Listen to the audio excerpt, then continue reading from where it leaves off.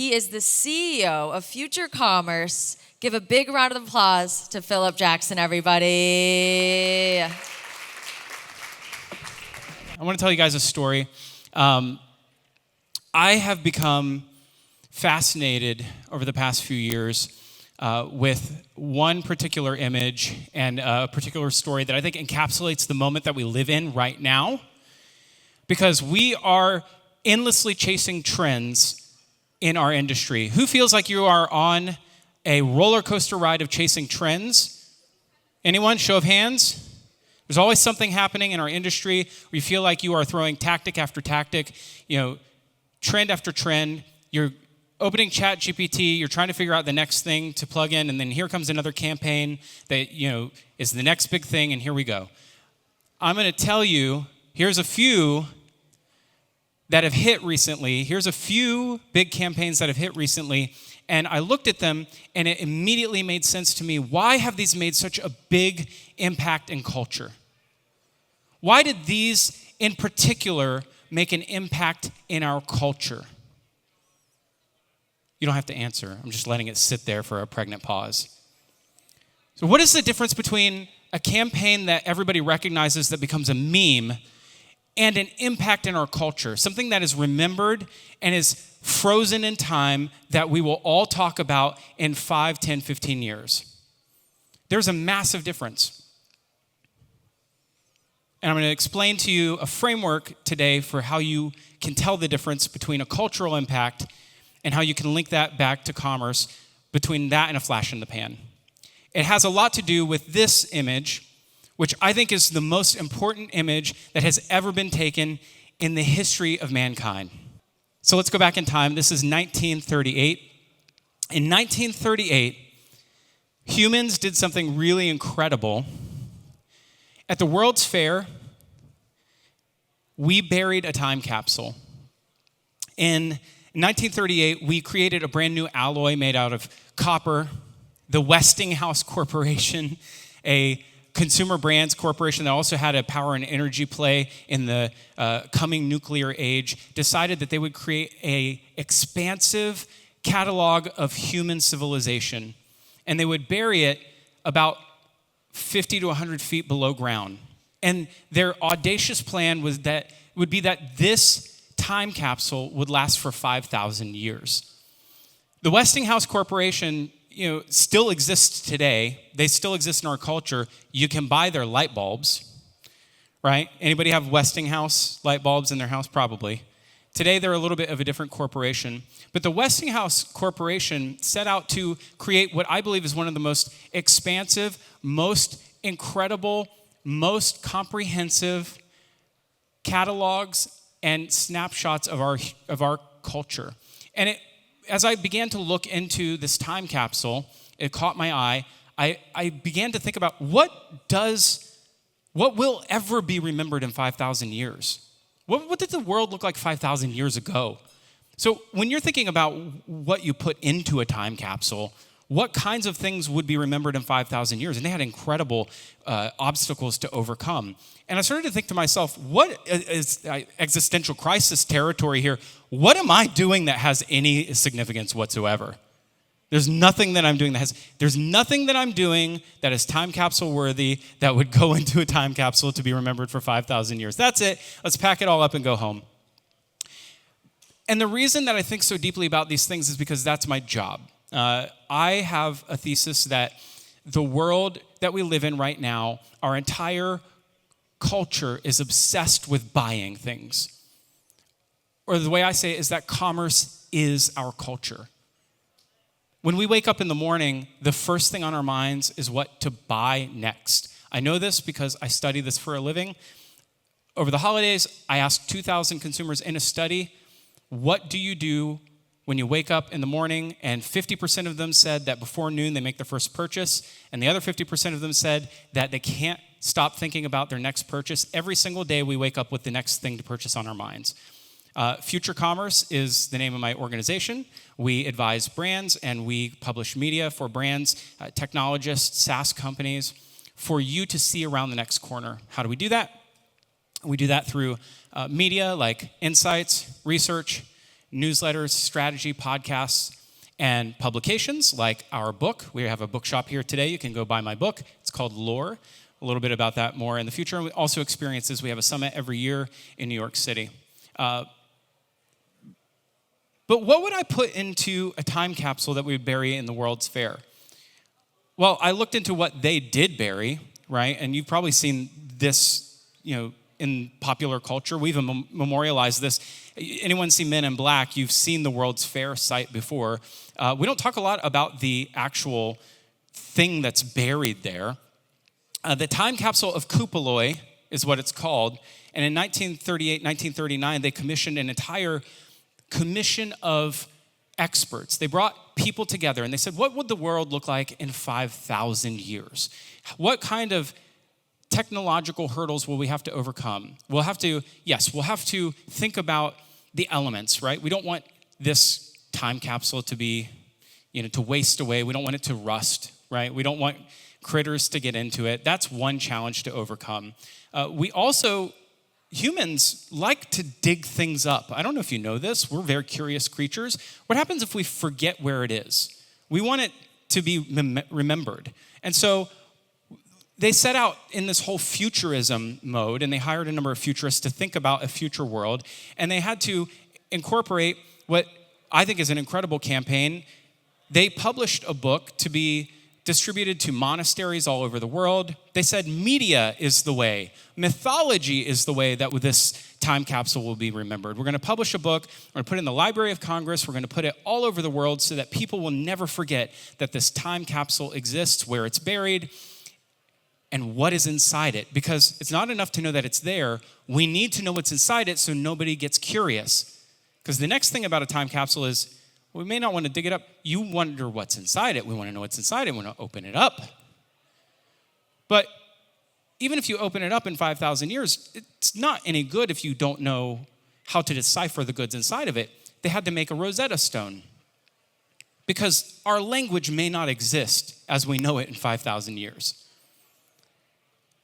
But I think the most incredible thing that started to blow my mind in my thesis of Commerce is Culture is how much of our culture depicted in this time capsule is found in consumer goods and brands. Over 50% of the items in this particular time capsule are found in the things that we buy. In fact, almost all of them are brands that still exist today. Could we say that about our current culture now?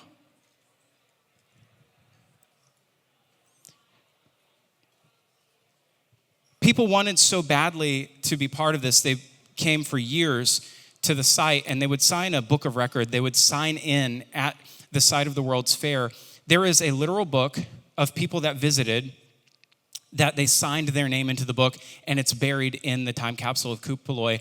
And they got this pin. This pin says, I am in the time capsule for the next 5,000 years. It's not enough for you to visit and to witness it. You have to be part of it. We want to co-create. We want to be inside the thing. There is a multiplayer nature for us to want to participate in moments in culture. And you can see some of the items. This looks a lot like an Instagram flat lay. This is, very aesthetic right here. You see some of the items that we put into the time capsule. They made a refreshed version of the time capsule many years later. You can zoom in on some of them and you see some of the technological advancements that then came later. From 1938 to 1969, the world looks very different. We have a computer memory unit. We have a U.S. flag that's very patriotic of them. We have, a phonograph record. Credit cards now exist. They didn't exist before. We have a ruby laser rod. But here's something that takes me by surprise, a pocket radiation monitor. All of who we are, our hopes, and even our fears are captured in a time capsule. It is a perfect moment in time of who we are as a civilization. So if you visit it today, this is the marker of the time capsule of Kupaloi. It's still there. It's interred. This is basically a gravestone of a burial site, but it It's also a marker for us to get up in many, many years. I call this a Janus moment. If you'll remember the Roman god Janus from your mythological studies, Janus is the god of thresholds. He's the god of new beginnings. And he's depicted in mythology as the old man looking backwards and the young man looking forwards. Okay? There's a duality to Janus. And there's a duality to time capsules as well. They are at once representing what is old and gone, but they're also representing our hope for a future. At once, in all of our marketing prowess, we are fixated on the future of what could be, but aren't we also fixated on reviving past trends and nostalgia all at once? We are living in Janus moments over and over and over again. All of our marketing ephemera, especially in 2025, 2026, seems to be stuck on these thresholds. We want to pave our way into the future by bringing the past along with us. I think it's something really profound about time capsules. So let's zoom forward to 1970. Another consumer brand, Panasonic. It's incredible. It's not museums. It's not government entities.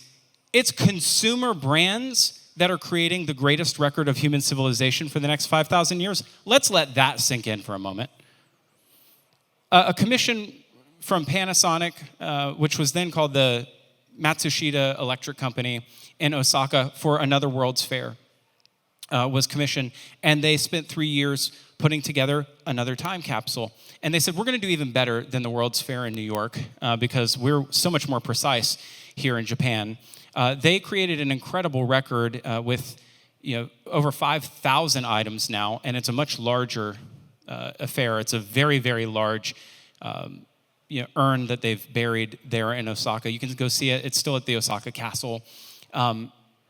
So much so that they've digitized all of the goods. They've created this incredible cross-reference record. More consumer goods. And in this time, it's innovations in textiles, it's innovations in chemicals and engineering, it's innovations in bioengineering. This is a gastrointestinal scope.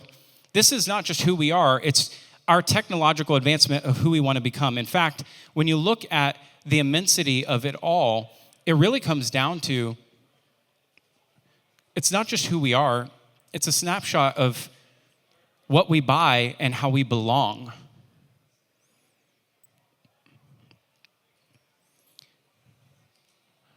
I'm fascinated by a Janus moment. And I think it says a lot about the way that we capture moments in culture and how we reflect them into the future.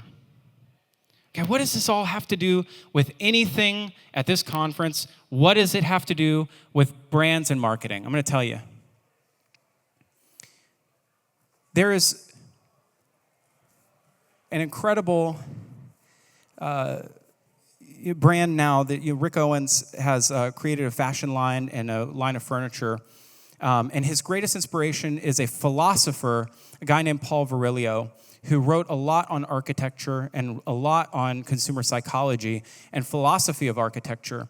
And he was quoted that his favorite book by Paul Virilio, he wrote back, it's not available anymore, you have to go back on the Wayback Machine to find it. His favorite book is a photography book called Bunker Archaeology by Paul Virilio, which documents bunkers from World War II left by the Nazis. They look like this. These are the bunkers that were left on the shores of Normandy and all over England and France after the World War II, times had come and gone, and you see them sort of weathered there. Paul Virilio, himself an architect, traveled all over and took these pictures. And why would a fashion designer find such inspiration in this? Well, because he uses them to create his own art. This recycling of our culture and these Janus moments are all over the place. In fact, he uses them to create his furniture. This is like a time capsule unto itself. What Virilio saw as these horrific monuments of architecture he turned into philosophy, and Rick Owens turned philosophy into fashion. David Lynch. Passing of David Lynch, revealed a number of people's connection to Twin Peaks and fiction. And David Lynch, when he passed last year, his life was turned into an auction online. Most of his possessions were sold at auction online to anyone. It wasn't at Christie's or Sotheby's where you had to go and present and have millions of dollars. No, normal people could go and buy this online. It's like eBay. If you had watched Twin Peaks, a good cup of coffee might be a thing that you're into. You'll remember it from the show. Well, you could go on David Lynch's auction and go buy yourself David Lynch's coffee-making ephemera. In fact, that particular coffee pot right here, a Mr. Coffee drip coffee pot that probably cost $12.50 in 1985, went for $4,550 at auction because David Lynch owned it.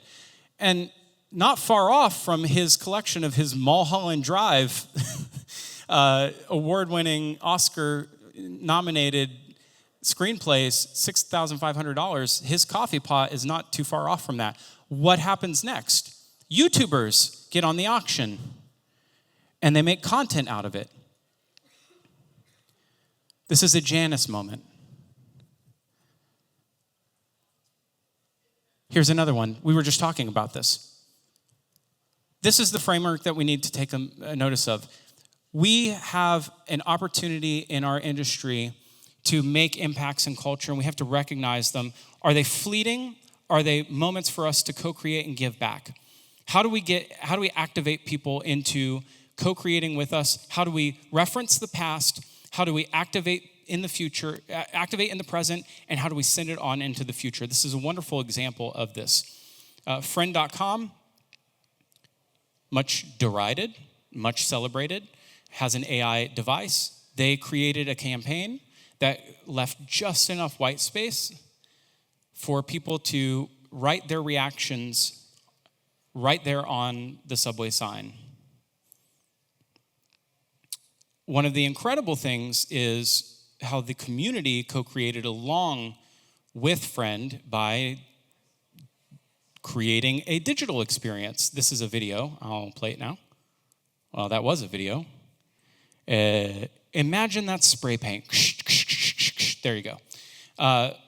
This video, or this interactive experience, made the rounds on the internet. If you couldn't go to New York to vandalize a Friend billboard as much as you would like, you could vandalize it from anywhere in the world. This is co-creation at scale.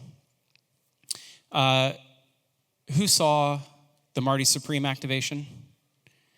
Who wishes that your brand could pull off something like this? Not a single person in this room? Okay, great. Should I just skip past these? All right. This references some of the exact same ephemera that we were just talking about. I think it's an incredible moment to make cultural impact. How do we break this one down? If we are looking into his use of Windows technology into his desktop, into his Microsoft Paint aesthetics, using nostalgia and Zoom aesthetics behind the scenes to show us what it's like to pitch A24 on a marketing idea, bringing all of that camp of that Zoom pitch into real life for a real life, larger than life marketing activation for everything from a blimp launch to to real life hoodie.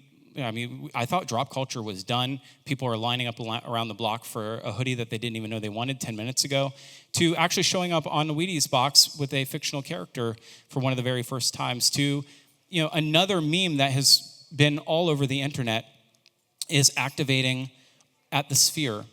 These are moments that have been depicted larger than life in culture. And then paying it forward, right? Paying it forward into larger activations that continue to reverberate well beyond the campaign, and then become something that's a template that others can build on. So any brand can ruthlessly copy. You could create your own behind-the-scenes video. Wendell Berry, in his book, Standing by Words, is quoted as saying, "The past is our definition. We will escape it only by adding something better to it." And so I want to leave you with a framework for how to find these echoes, these Janus moments in your own marketing activations. I believe that there's ways for your artifacts, these artifacts in culture, to have high durability and high replay.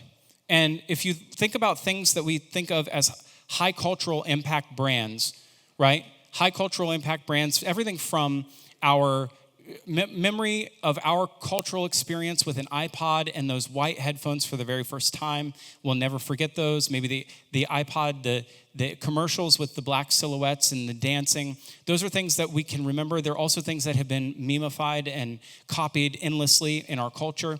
Those things are durable because they're able to be repeated and people can build on them and people can also co-create and participate within them. The things that are forgettable spend are the exact opposites of that.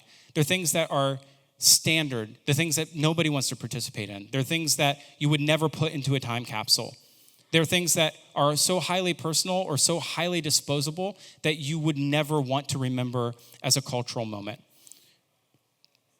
At the other ends of the extremes, we have the flash in the pans. It's not saying that brands should never participate in them, but we live there all the time. In fact, we spend so much time there that we feel like we're chasing trend after trend after trend. The reason that these more durable moments in our culture will be remembered is because they are repeatable, they're highly co-creative. We are able to take them from they're built on our past, and we're able to cross the threshold to preserve them in our existing moment into our future. The time capsule of today is not something we create and bury in the ground. It's something that AI is taking notice of, and it is indexing, it is creating a vector depiction of, and it is suggesting to others to co-create with in the future. So, here's your framework, because we need a framework. Everybody wants a tactical outcome from the strategic visionary guy. So here's your tactical output. You need to think about who's witnessing your cultural output. You need to think about who's witnessing the internment of your cultural ephemera. When you're burying your virtual time capsule of your brand, who is the witness of it? So you need to design from the witness backwards. So who's going to be there to verify that it ever even happened? In the case of the time capsule of Kupaloi, hey, they made media about it, and they put it in every library on planet Earth. We need to think about the consequences of things. We budget for that every single day. We need that proof, like Marty Supreme, that has a tremendous amount of money, time, and risk. That means we can't chase every trend. We're not going to have budget for the large-scale things that do make impact on commerce and culture.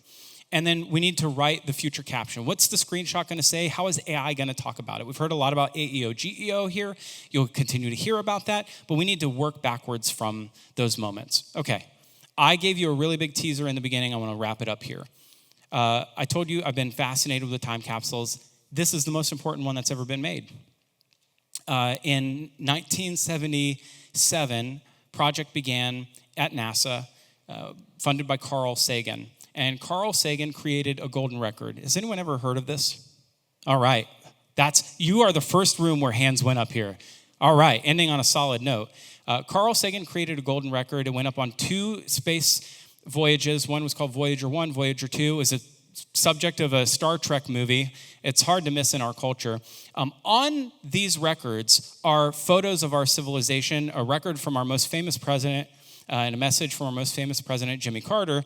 And he said, greetings to anyone that may find this. This, right now, Voyager 1 is heading at about, I think, 50,000 miles an hour. It just left our solar system after traveling for almost 50 years. 50,000 miles an hour. It's been traveling, tens of thousands of miles an hour. Our solar system is so expansive. Of all of these images on this record, John Lomberg, who designed the art direction for this record, told a story in these images, and he designed this particular picture as the culmination of that story. And I think this is the most important picture that will have ever been taken in the history of our civilization because, hey, Time Capsule of Kupaloi, that might be dug up in 5,000 years, but well after our sun has ever extinguished, this record will still be sailing through space.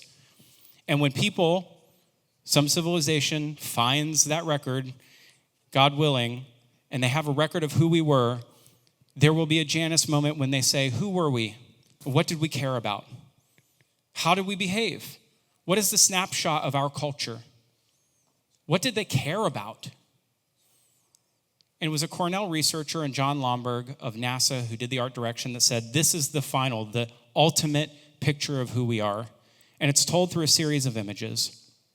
He said the supermarket image is one of the few images that directly addresses the topics of commerce and economics, and intentionally so because I wanted to show that prices were clearly visible since we had defined numbers elsewhere. The previous two photos on the disc had showed mechanized agriculture and a farmer eating grapes in a field. Having our model then eat grapes in the supermarket then implied that most of us don't get our grapes or, by implication, anything else directly out of fields because we use markets. It's a very important human concept to convey. That photo shows that our culture is centered around commerce. And it will be the last thing and the last time capsule that remains of us. Coincidentally, John Lomberg's website is itself a time capsule. So there you go. That's what that looks like. If you want to go visit the Westinghouse Time Capsule, it's still there. If you go pick up the book, it's available through Kindle print on demand, the story of the Westinghouse Time Capsule. It's an incredible read. It finishes off with an incredible quote by none other than Albert Einstein. Our time is rich in inventive minds, the inventions of which could facilitate our lives considerably. We're crossing the seas by power and utilize power in order to relieve humanity of all tiring muscular work. We've learned to fly. We're able to send messages and news without any difficulty over the entire world through electric waves. However, the production and distribution of commodities is entirely unorganized so that everybody must live in fear of being eliminated from the economic cycle, in this way suffering for the want of everything. So that people living in different countries kill each other at irregular time intervals, so that for this reason, anyone who thinks about the future must live in fear and terror. But if we do our jobs right, we can provide a little more opportunity for more people all over the world so that commerce and culture don't have to be at odds with each other, and we can provide more. And I think that the people in this room have a tremendous amount of power to have an incredible impact and a change in our culture. Because commerce is culture, and we can capture it accurately with the work that we do in this room. Thank you so much. Our book is available. It's called Lore, and it's out there in the lobby. Have a wonderful day.